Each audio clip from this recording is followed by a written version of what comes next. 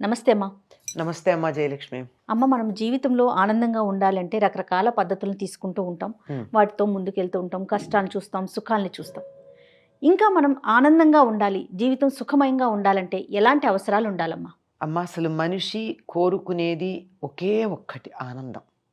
ఏ పని చేసినా చిట్ట చివరికి ఏం కావాలంటే ఆనందంగా ఉండాలి అంటాం. కానీ చాలామందికి సంతోషానికి ఆనందానికి తేడా తెలియదు. అవును, సుఖానికి సంతోషానికి ఆనందానికి తేడా తెలియదు. కానీ సుఖం వల్ల కానీ సంతోషం వల్ల కానీ మనం పొందదలచినది ఆనందం మాత్రమే. అటువంటి ఆనందం ఉండాలి అంటే ఆనందం ఉండడానికి తగినటువంటి అర్హత మనం సంపాదించుకోవాలిగా. ఖచ్చితంగా.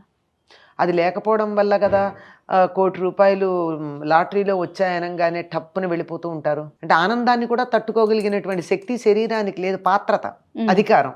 కనుక వీటన్నిటిని సముపార్జించుకున్నప్పుడు మాత్రమే ఆనందాన్ని మనం అనుభవించగలము. ఓకే. ఈ అనుభవించటానికి ఏం కావాలి అంటే మొట్టమొదటి ఇందాక ఉదాహరణ చెప్పాను కదా, ఆనందం వస్తే తట్టుకోగలిగినటువంటి శారీరకమైన దార్ఢ్యం ఉండాలి. అంటే ఆరోగ్యం. మొదటిగా ఆరోగ్యం ఉండాలి. అమ్మో, ఈ వార్త నెమ్మదిగా చెప్పండి, వాళ్ళ గుండె బలహీనంగా ఉందంటూ ఉంటారు శుభవార్త కూడా. అవునవును. అంటే అంతటి ఆనందం తట్టుకోవడానికి గుండె బలంగా లేకపోతే ఉండలేరని మనం వింటున్నాం కదా. అంతే కదా. కనుక శరీరం అన్ని రకాలు, గుండె గురించి ఎక్కువ మాట్లాడతారు కనుక చెప్పా. శరీరం అన్ని రకాలైనటువంటి ఆనందాన్ని తారస్థాయిలో అందుకోవడానికి తగినటువంటి ఆరోగ్యం ఉండాలి శరీరానికి. అంటే మొట్టమొదటి అవసరం శారీరకమైనటువంటి ఆరోగ్యం. ఈ శారీరక ఆరోగ్యంతో పాటు మానసిక, ఆధ్యాత్మిక, దీన్ని ఆత్మిక అని కూడా అంటారు అనుకోండి.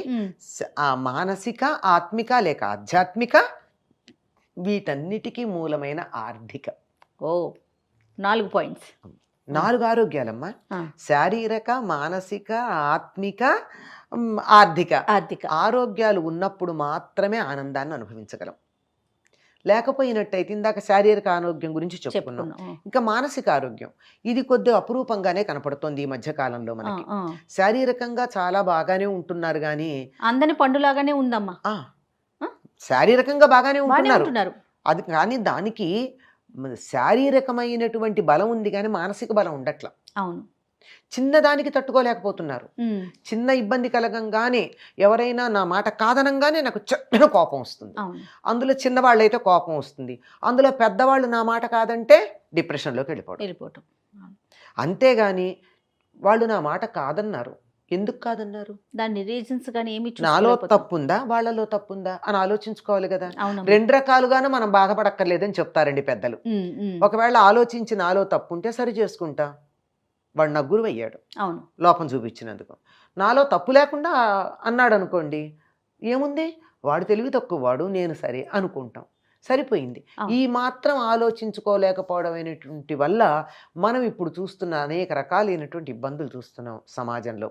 అయితే ఆత్మహత్యలు, లేకపోతే కౌన్సిలింగ్ సెంటర్లు, లేదంటే తీవ్రవాదులు, చంపేయటం. 3 రకాలు. వాళ్ళే చావడం, చంపడం ఒకటే మార్గం, లేదా కుంగిపోవడం మరో మార్గం అనుకుంటున్నారు తప్ప తన ఈ స్థితి వల్ల, మానసిక స్థితి వల్ల తాను ఏది పొందాలనుకున్నానో అదే పొందలేకపోతున్నాన్న సంగతి మర్చిపోతున్నాడు. ఎట్లా అంటే తాను కూర్చున్న కొమ్మని తానే నరుక్కున్నట్టు అట్లా అవుతోంది. కనుక ఉండవలసింది మానసిక ఆరోగ్యం. ఈ మానసిక ఆరోగ్యాన్ని పెంపొందించుకోవాల్సినటువంటి అవసరం చాలా ఉంది మనుషులందరికీ. రైట్. శారీరకమైంది, మానసికమైంది, ఇంకా ఆధ్యాత్మికం. ఇది ఉన్నప్పుడు మానసికంగా కొద్దిగా అటు ఇటు ఉన్న సర్దుబాటు అవుతుంది. ఎట్లా అంటే భగవంతుణ్ణి నమ్ముతారు చాలామంది. భగవంతుణ్ణి నమ్మని వాళ్ళు కూడా నమ్మేది ఒకటి ఉంది. దేవుణ్ణి నమ్మకపోయిన దేన్ని, తన్ని తాను నమ్ముకుంటారు కదా, ప్రకృతిని, తనని తాను నమ్ముకుంటాడు. తన మీద తను నమ్మకం ఉండాలి. అయితే ఆత్మవిశ్వాసం ఉండాలి, లేకపోతే పరమాత్మ విశ్వాసం ఉండాలి. అంతే. ఈ 2 ఉన్నట్టయితే మనిషి అసలు దేనికి కూడా భయపడవలసిన పని కానీ, దిగులు పడవలసిన పని కానీ, కుంగిపోవలసిన పని కానీ లేదు. కనుక పరమాత్మ విశ్వాసం లేకపోయినా కనీసం ఆత్మవిశ్వాసం ఉండాలి కదా. ఖచ్చితంగా. అందుకని ఆత్మిక అన్నారు. అంటే పరమాత్ముడే సర్వజీవులలోనూ ఆత్మరూపంలో ఉన్నాడు. అది పెద్ద ఆత్మ, ఇది చిన్న ఆత్మ. అది పెద్ద వెలుగు, ఇది చిన్న వెలుగు. ఆ వెలుగు నుంచి వచ్చినటువంటి నిప్పు రవ్వే కదా ఇది. అంచేత ఇది ఆలోచించిన వాళ్ళు అది అర్థం చేసుకుంటారు.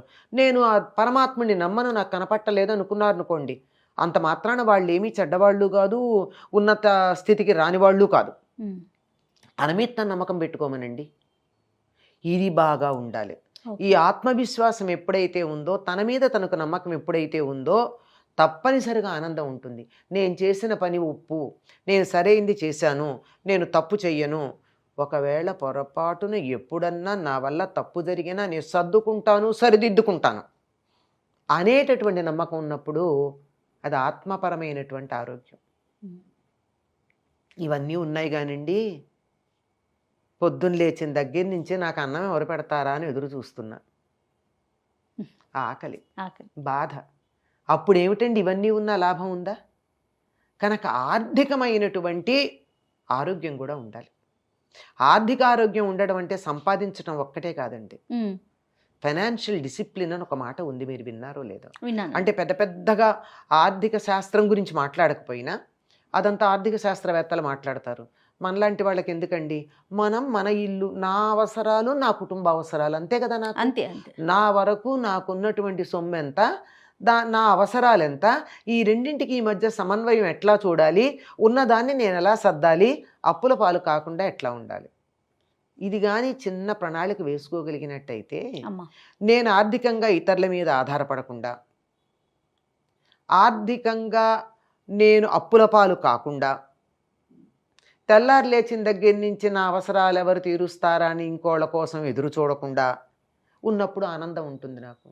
లేదంటే అద్భుతమైనటువంటి ఆనందదాయకమైన శుభవార్త ఉంది, ఏదో పెద్దవాళ్ళకి అమ్మాయి పెళ్లి కుదిరింది, అద్భుతమైనటువంటి సంబంధం, అందగాడు, ఉద్యోగస్తుడు, ధనవంతుడు, మంచివాడు, అన్నీ బాగానే ఉన్నాయి, కానీ పెళ్లి చేసే సామర్థ్యం నా దగ్గర లేదు. ఆనందం ఎక్కడుంది? అప్పు ఎక్కడి నుంచి తెస్తాను, పెళ్ళి ఎట్లా చేస్తాను, ఏ విషయం ఎట్లా చూస్తానని దాని గురించే దిగులుంటుంది కదా.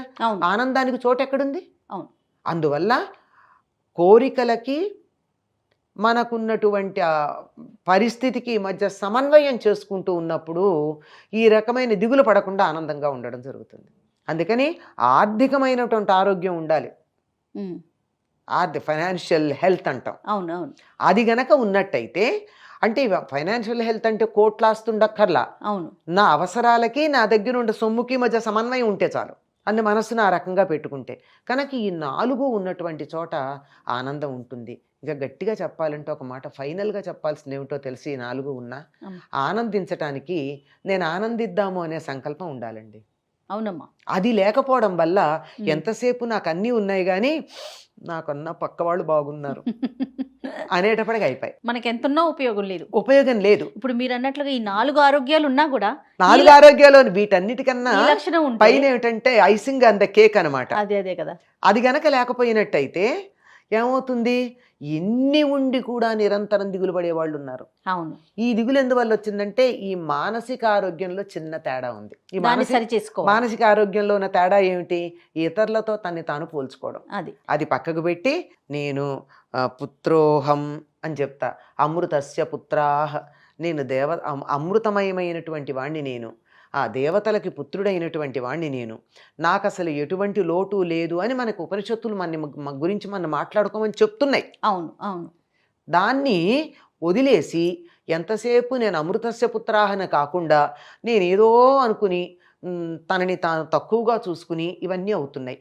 ఇవి లేకుండా గనక ఉన్నట్టయితే ఆ మానసికమైనటువంటి ఆరోగ్యం అన్న దాంట్లో ఉన్న చిన్న తేడా ఏదైతే ఉందో దాన్ని సరి చేసుకుని మిగిలిన 4 గనక ఉన్నట్టయితే ఆనందమే ఆనందం. జీవితం ఆనందం అండి. చిన్నపిల్లల్ని చూడండి ఎంత ఆనందంగా ఉంటారు. మనం అట్లా ఉండాలంటే ఉండాల్సింది అదే. వాళ్ళకి ఏదో ఉన్నది ఇంతో అంత ఆరోగ్యం ఉంది పుట్టినప్పుడే, అంతే. రేపటి గురించిన చింత లేదు, మానసికంగా డిప్రెషన్ అవసరం లేదు, ఆర్థికమైనటువంటి లావాదేవీలు ఇంకా మొదలు కాలేదు, ఇతరులతో పోల్చుకోవడమే లేదు. మరి ఆనందంగా ఉండకుండా ఎట్లా ఉంటారు? ఎందుకుంటారు? తనలో తనున్నాడు, అది ఆత్మపరమైన ఆనందం. అంటే తాను తనలో ఉన్నాడు, ఒక్కడ ఆడుకుంటాడు కదండి, పక్క వాళ్ళ అవసరమా? ఇది ఆత్మానందం అంటే. రైట్. ఇలాంటి ఆనందం ఉండాలి. ఇతరులతో మనకు సంబంధం లేదు. సంబంధం లేదు అంటే సామాజికంగా ఇతర విషయాలకు ఆర్థికంగా కాదు, ఆనందించటంలో. ఆనందించటానికి తనలో తాను ఉండడం అన్నది చాలా అవసరం. చాలా సంతోషం. సంతోషం.